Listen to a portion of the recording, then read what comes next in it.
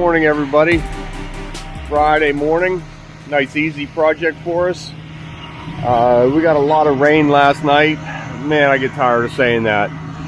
This hillside's pretty wet and the mats are sliding a little bit, so hopefully they stay in place. Wheelbarrowing it or power bugging it right into this area here. Fire pit area sits here, just some seating for them. This is all rolled slate, so watch this come together. Talk to you soon.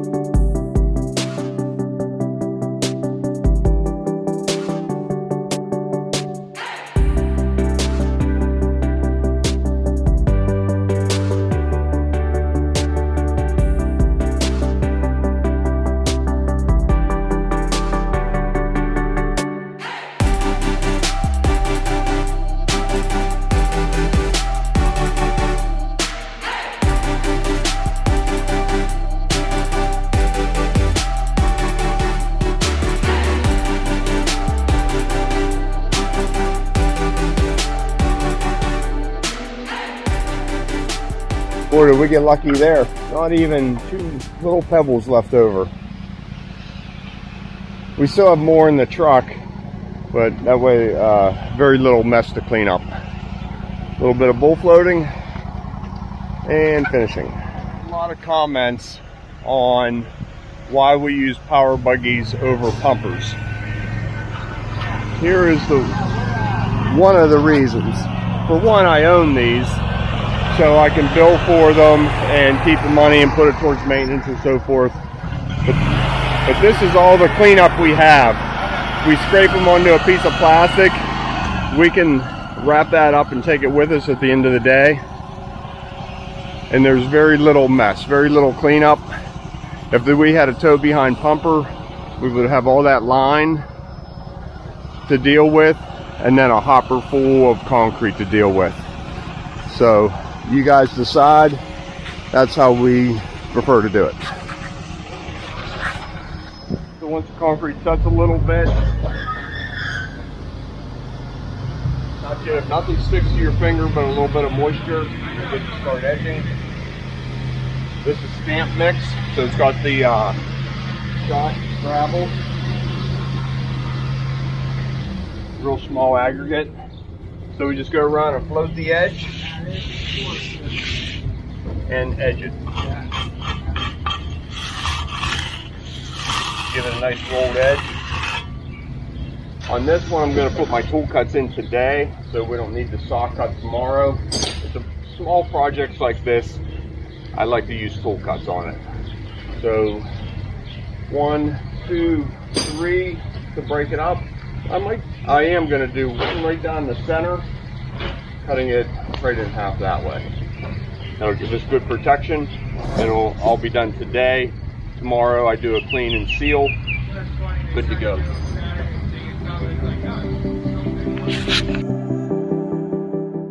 Okay, as the concrete's setting up, I make my way around the perimeter with the edger. Steven gets on cut layout, finding our centers, finding our key points where we want our control cuts. The skinnier part of the patio is where it's going to want to crack, so we put some cuts in there. Concrete's wet, we get started on that side.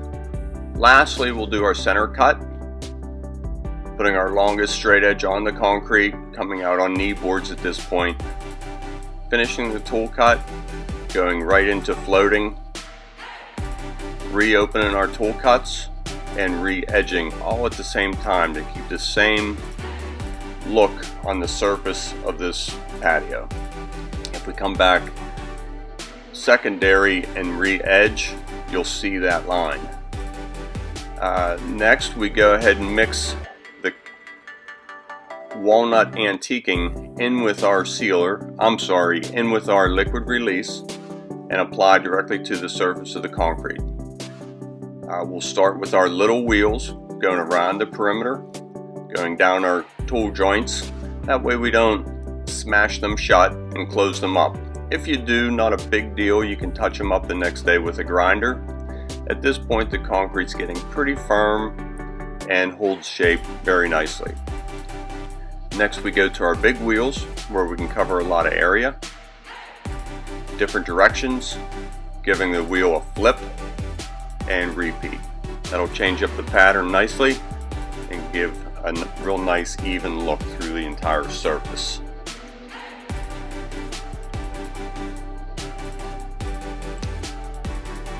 So once this patio is dry, a good cleaning and a scrubbing.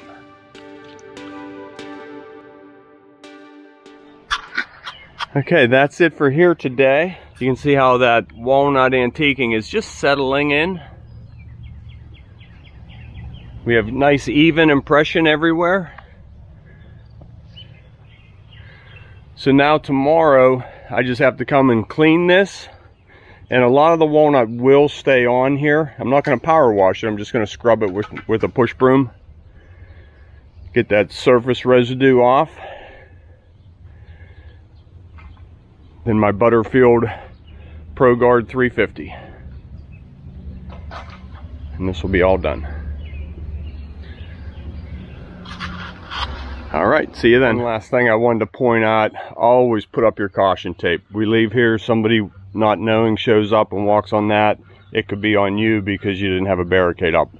A couple strips of caution tape could save a big headache.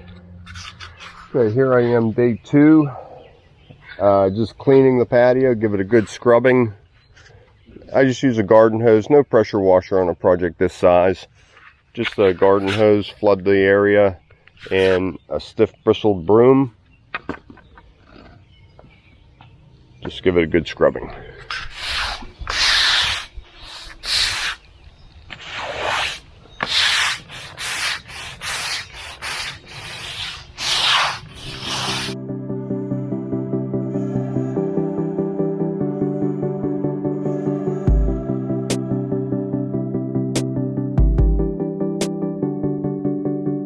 So looking at the patio when I had it all cleaned, the homeowner and I felt that we needed more color on the patio, as well as it was just a little bit too reddish. So the walnut wasn't as brown as we were anticipating when we got it next to the house.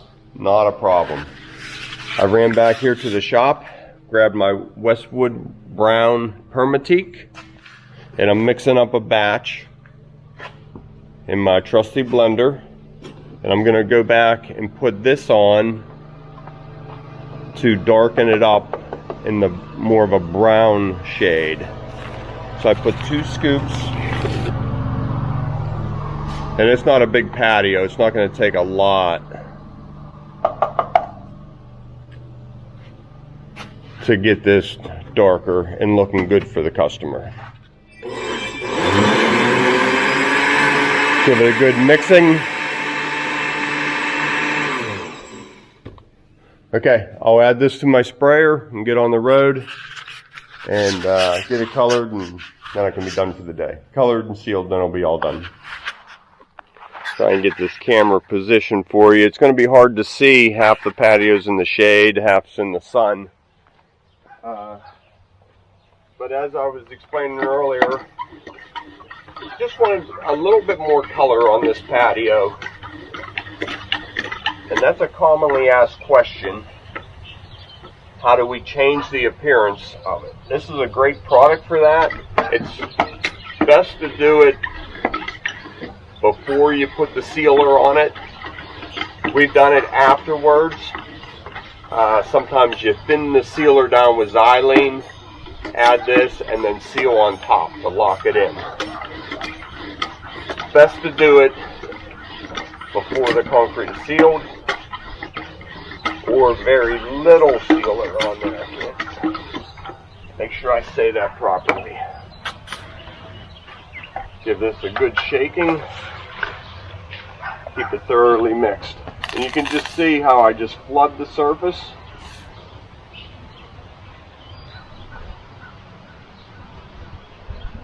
I'll give you a close-up here in a minute.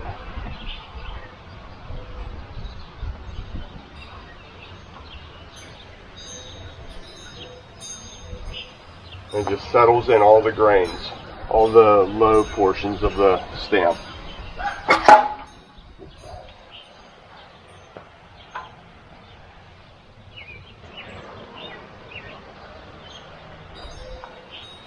Fully saturate the whole surface. Even halfway through doing it, stop and reshake. Keep it mixing through the whole sprayer evenly.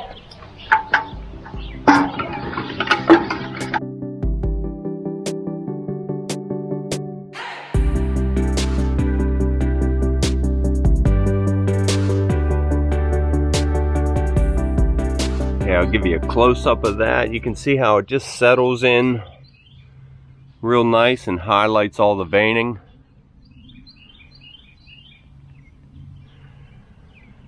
So we'll give this some time to dry. As soon as it's dry, ready for sealer. All this whiteness, if you still see it when it's dry, that will go away when it's sealed. All right, go grab some breakfast and I'll be back.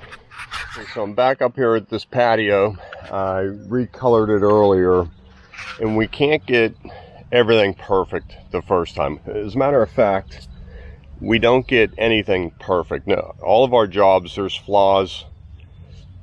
I could find a flaw in every project we do, but we try our best, and that's what it's about. We weren't happy with the color on this, and what a difference. This is unsealed. Look how nice that looks now. Where do you see it with the sealer on it? And today, as you guys have all heard me say before about our sealers, this is for the new viewers. We use our Butterfield Clear Guard Pro 350. I mix it with about 20 to 25% xylene. Not xylol, it has to be xylene. Lastly, I use Clear Guard traction grip, slip resistant additive. This gives us traction for when this gets a little bit wet, rain or snowy, icy on it. Not so much the snow and the ice, but for the rain, it won't be a skating rink. It'll give it some traction. So I'll go ahead and apply this, and wait till you see the color come out of it then.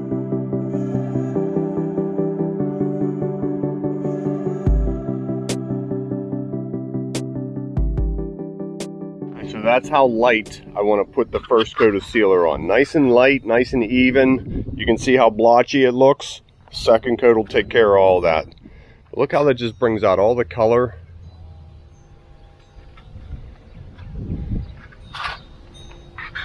Pretty happy with it now.